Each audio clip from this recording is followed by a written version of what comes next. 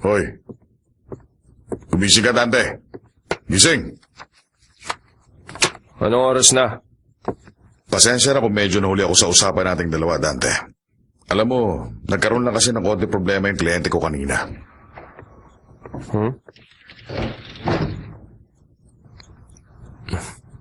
Tony.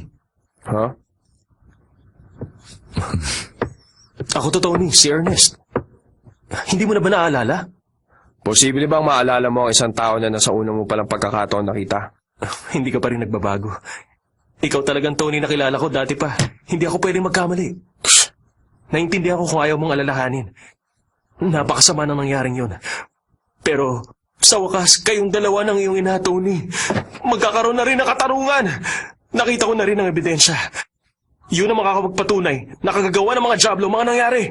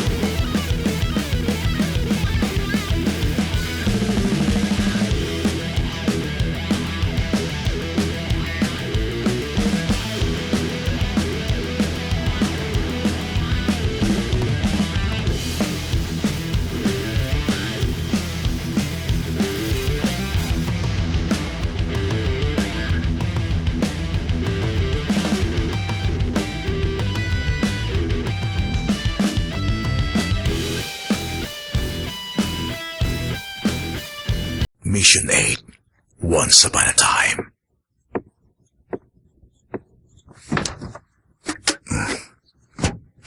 Para sa'yo. Ay nako, ano ba naman to?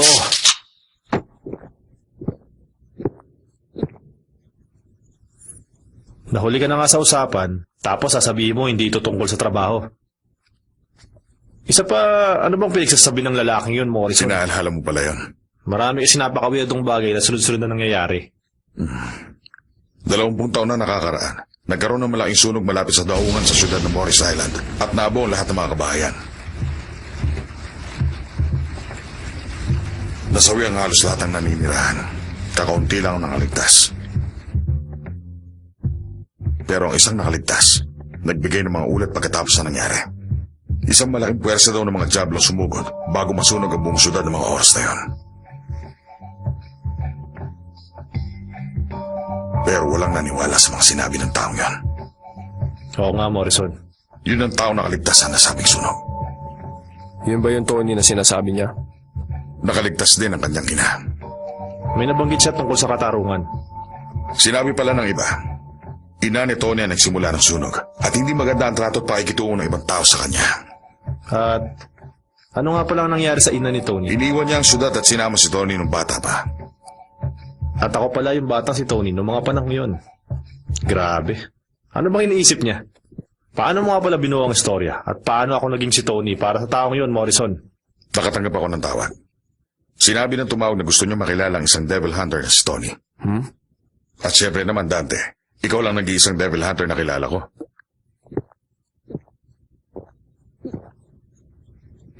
Dante, sabihin mo, wala ka bang naalalang kahit ano sa pangalang Tony?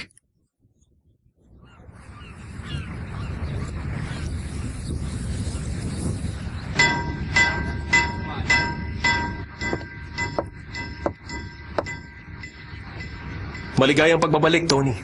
Sinabihan ako ni Mr. Morrison tungkol sa pagdating mo. Sa wakas, nakabalik ka na rin.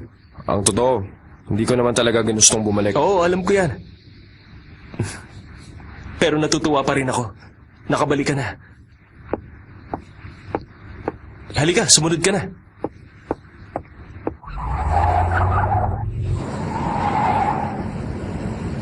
Sinabi ko na sa'yo, di ba? Hindi ako si Tony na dati mong kakilala.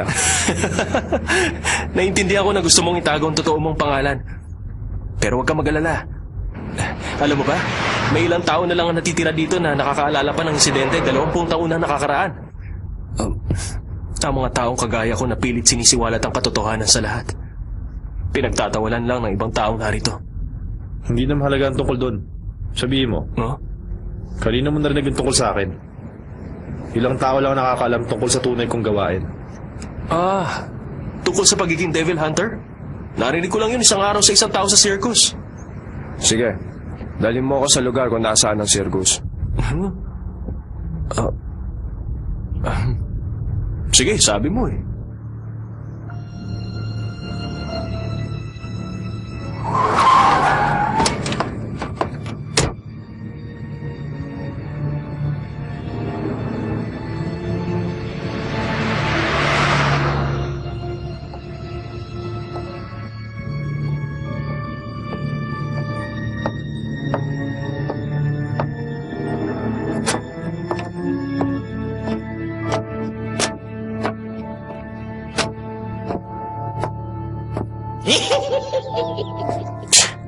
Kung ganun, ikaw pala yan.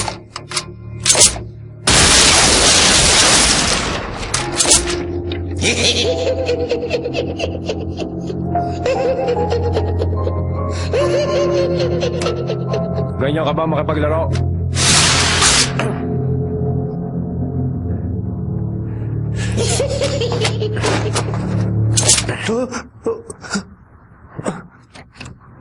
Teka, bakit ka naglabas ng baril dito? Binabati ko lang naman siya. Naging malakas ka na pala ngayon. Nakakagulat. Mukha yatang walang show ang circus sa araw na to. Halika na. Oo nga pala, Tony. Matutuwa ang guro natin kapag nakita ka niya. Guro?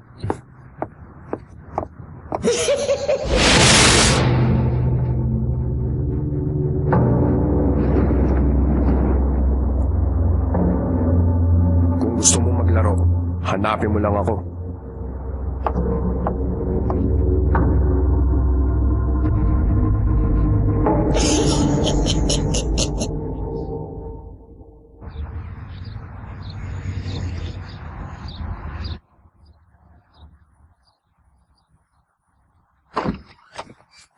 Narito na kami, Miss Margaret.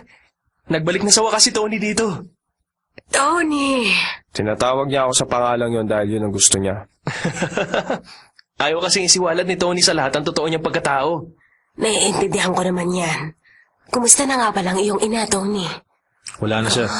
Matagal na rin siyang sumakabilang buhay. Talaga, sayang naman kung ganon. Alam mo, Tony, gusto ko sanang alisin sa puso ng iyong mahal na ina ang natitirang lungkot. Matagal ko na siyang gustong makausap tungkol sa bagay na yun. Oo nga pala. Ang pagpaslang ng mga jablo ng trabaho ngayon ni Tony, Miss Margaret. Talaga? Gumagawa ka na ng kabutihan, Tony. Nakakatawa naman. Miss Margaret, siguro panahon na rin para sabihin natin ang lahat kay Tony. Oo, panahon na nga. Kaya natin siya pinabalik sa syudad na ito, Ernest. Ito ay para pagbayaran natin ang kasalanang pagpapahirap sa kanya at kanyang ina ng mga panahong yon. Nagsisisi na kami sa ginawa namin. Anong sinasabi niyo? Sinabi ko nung isang araw, nakahanap na ako ng ebidensya, Tony. Ebidensya magsisiwalat ng katotohanan. Mga jablo nagsimula ng gulo.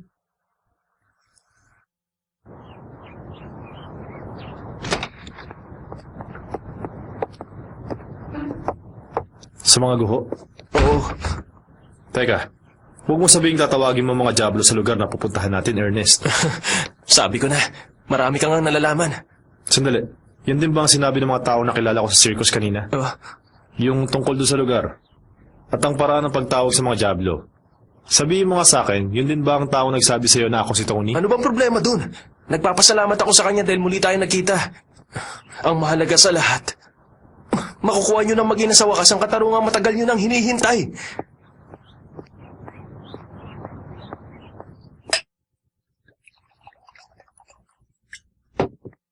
Nakakatuwa talaga. Heto, uminom tayong dalawa para sa pagbabalik mo sa syudad na ito, Tony.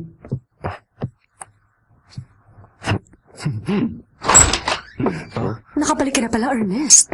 Nakauwi ka na rin. Oo nga pala, Tony. Siya si Elise, asawa ko. Mas matangkad pa pala siya sa inaasahan ko. Hindi katulad na naikwento mo. Nakalimutan mo na yata. Yung palaging kinikwento ko sa iyo, Elise. Yun yung mga panahong bata pa kami ni Tony. Ano ka ba naman? Oo nga pala. Pasensya na. Oo. Sandali lang, maghahanda lang ako ng makakain ng dalawa. Magpahinga ka muna, Elise. Kagagaling mo pa lang sa trabaho, di ba? Pero, Dito ka na muna. Sabahan mo si Tony. At ako na maghahanda na makakain. pasensya ka na. Ito kasi ang una kong pagkakataon na makilala ng kaibigan ni Ernest. Huwag mo nang alalahanin pa ang tungkol doon. Walang problema, ayos lang sa akin.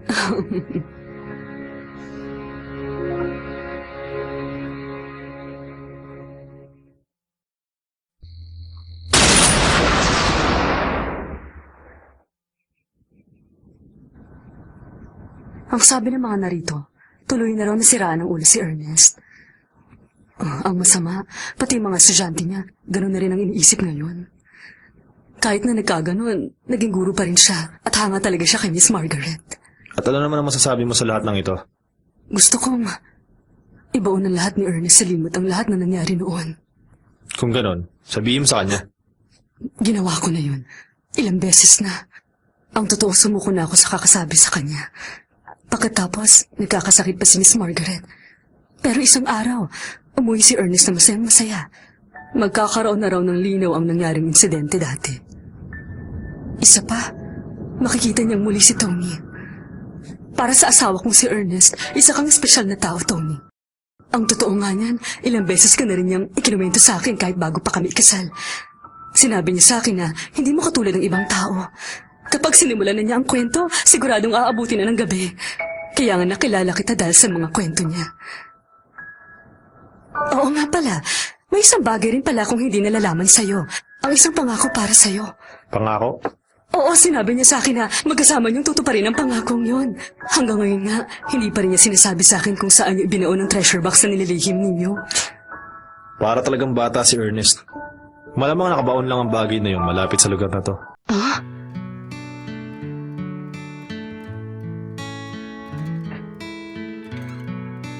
Gaya ng inaasahan, ikaw.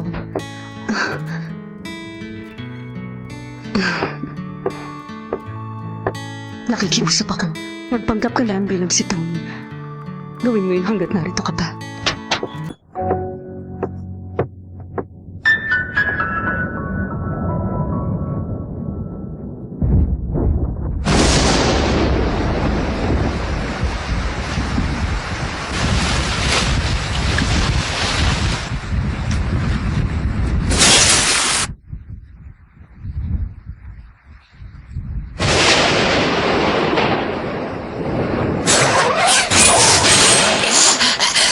Matagal na tayong hindi nagkikita. Alam mo, hinabala mo ako sa paghahanap sa'yo sa circus. At hindi mo ako binati. Gagawin ko sana yun nang bigla kang umalis. Huwag mo naman sanang painitin ang ulo mo, Dante. Kung ganun, tatapusin ko na lang ang buhay mo ngayong gabi. Hoy, sandali lang muna, Dante. Para sa kaalaman mo, ginagawa kong lahat ng ito para sa'yo. Kung hindi mo alam, ninanakawan ng lola at ng lalaking yun ang sinasabi nilang lugar. Alam mo, mapanganib yun para sa kanila. Kaya nga gumawa ko ng paraan para makipagkita ang lalaking si Ernest sa'yo, Dante. Ayaw mo bang maniwala sa akin? Bakit mo pa ginawa yon? Hindi mo ba kayang paslangin ang mga kakaibang nilalang na naroon sa mga guho? Kaya mo yun, di ba? Huwag ka namang ganyan. Alam mo namang mga mahihinang klaseng diablo lang ang kaya kong labanan, Dante. Kung hindi ka lang malakas, hindi na sana kita papupuntahin sa lugar na ito. Sa huling pagkakataon, gusto kong makita ang mukha mo.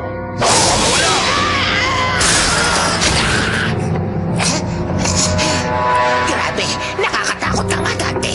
Alam ko kaya ka kumikilos dahil sa amoy ng mga diablo na nasa paligid mo lang.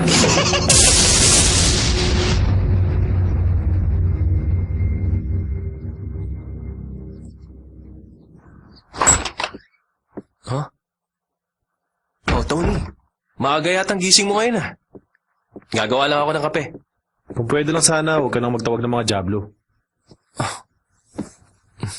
Ano bang problema? Kung sakali magpakita ang mga diablo, anong gagawin mo?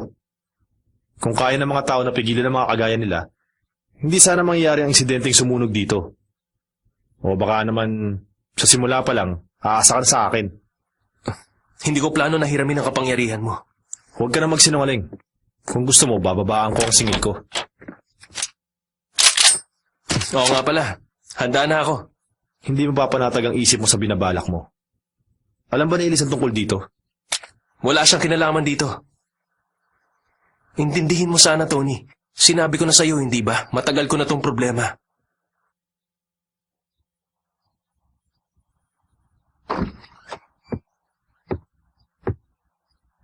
Ikaw ba yan, Tony? Tama?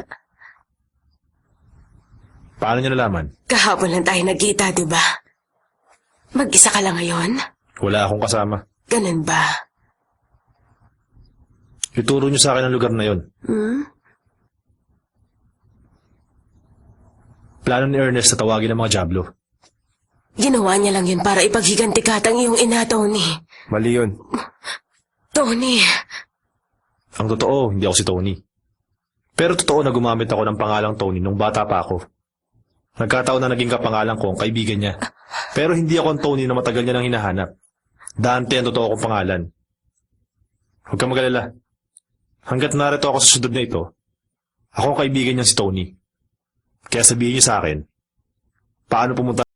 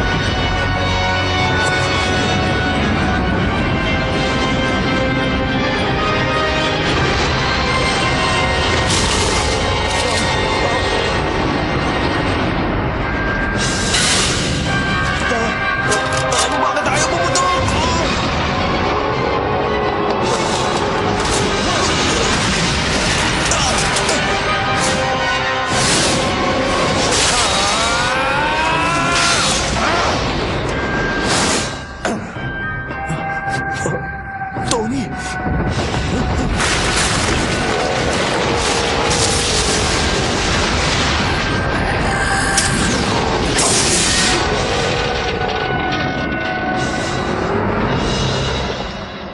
Yan ba ang Diablo? Ikaw nga ba si Dante? Paano nga kung ako siya? Tony! Narinig ko na ikaw ang anak ni Sparta. Kainis mo kung ano itsura mo. Bata ka ba na? Kung ganon, mamalitin mo lang ba ako, Diablo?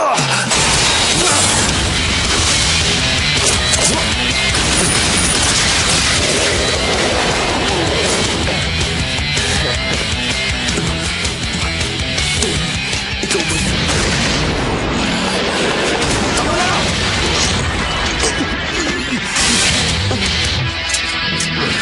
Bilisan mo! Ako talaga ang hinahabol ng Diablo to! Tama ba?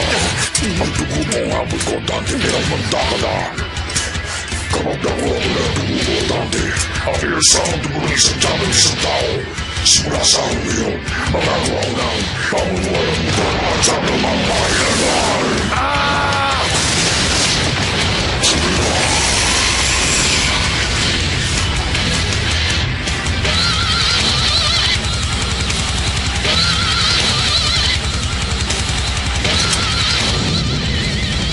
Ang dahilan.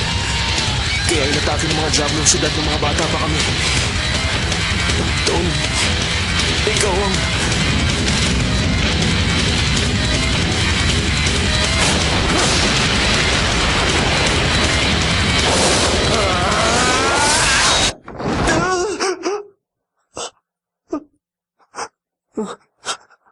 Nasaan ang Diablo? Maayos ng lahat. Wala nang Diablo sa paligid. Alam ko naroon pa yun. Bakit pala ako narito, Elise? Nawalan ka kasi ng malay dun sa guho, Ernest. Kaya dinala ka dito ni Dante. Dante. Sino siya? At nasaan ang taong yun? Kanina lang narito siya. Sandali! Diablo! Ernest, tama na! Isa pa, hindi si Tony ang taong kaharap mo! Ikaw nga yan! Kung wala ka lang sana, walang taong masasawi sa syudad dati! Ernest! Kasalanan mo lahat ng yon! Dahil sa'yo, winasak ng mga Diablo ang syudad! Tama na! Bakit niloko mo kaming dalawa ni Miss Margaret? Hindi kita mapapatawad! Hindi ka rin mapapatawad ng mga nasawi! Makinig ka! Huwag ka nang babalik pa sa lugar na ito! Kung makikita pa kita, sinusumpa ko papaslangin na kita!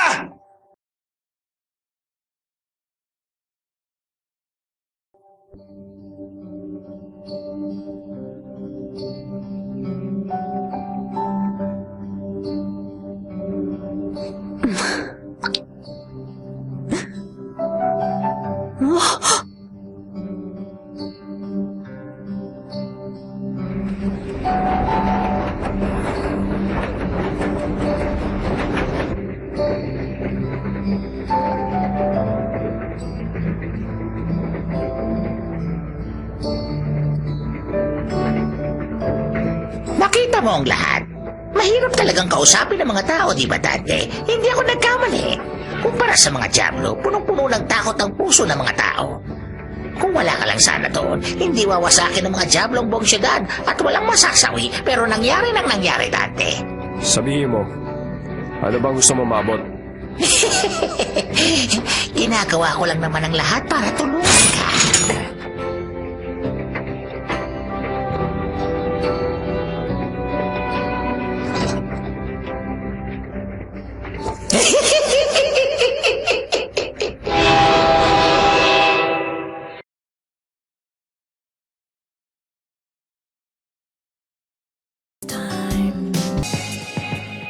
ギャンブルは嫌いじゃない。勝つか負けるかの緊張感は悪魔を飼ってる時と共通するものがあるしな。結局のところ俺は普通の生活ってやつに満足ができないんだろう。とはいえ何事もやりすぎるのは考えもんだ。ギャンブルで借金を作るほど愚かなことはない。まして命まで落とすなんてな。